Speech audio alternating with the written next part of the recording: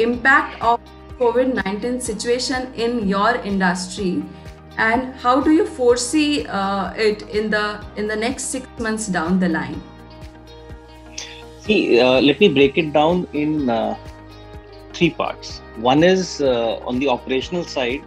Obviously, it's been very challenging, and all of us in business are going through challenges.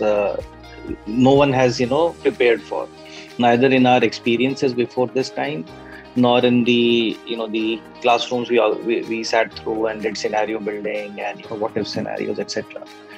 Nobody was prepared for this. So operationally, it's been a huge challenge.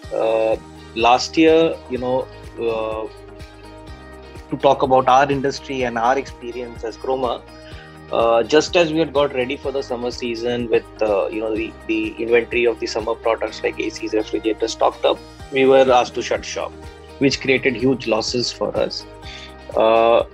Then as stores started opening up, we had to learn to work with the health SOPs to protect our staff from infection, to protect our customers from infection. So things like the CCTV in the store, things like the mystery audits we used to do for looking at customer experience in our stores. All the technologies and all the processes were sort of pivoted to focus on safety. Okay, so the CCTV is not looking at the attempted pilferage anymore. It is looking at whether the staff is maintaining the appropriate distance from each other, even while they're having food in the pantry, for instance.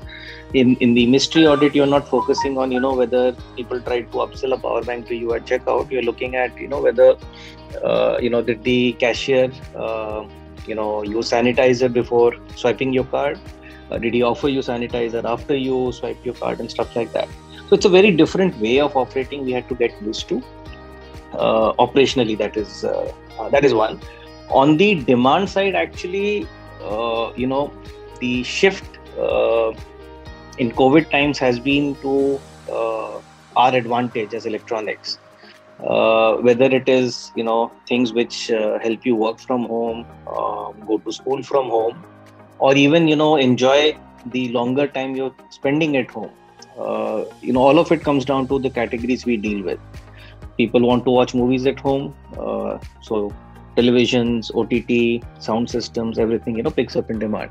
People are able to shop less frequently, so you need larger refrigerators. People are now using multiple rooms in the home through the day, therefore you need to put an AC or a cooler in more rooms. Everything works around to something we sell being in a stage of stepped up demand. So from a demand side, it's been a challenge to keep up with the requirements rather than a challenge of scarcity of demand. There are other categories, of course, which are struggling with demand. Apparel, grooming, cosmetics, which are caught on the other side of the demand. The changes in consumer behavior. We have actually benefited on that front, and that brings me to the third challenge, which is the supply chains. Globally, there is a shortage of the components that go into creating the products we sell. Chipsets are in short supply. I mean, you may be aware of PS5.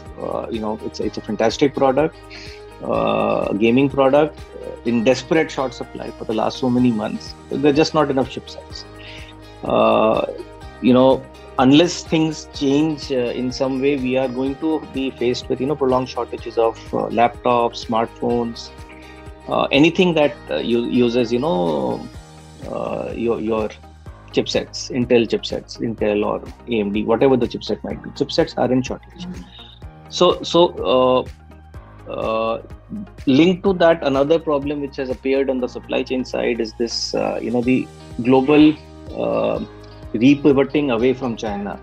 So while India has a Make in India kind of initiative going, even otherwise many companies across the world are trying to reduce their dependence on China as the source of components or the finished product, which also will result in disruptions in supply chain.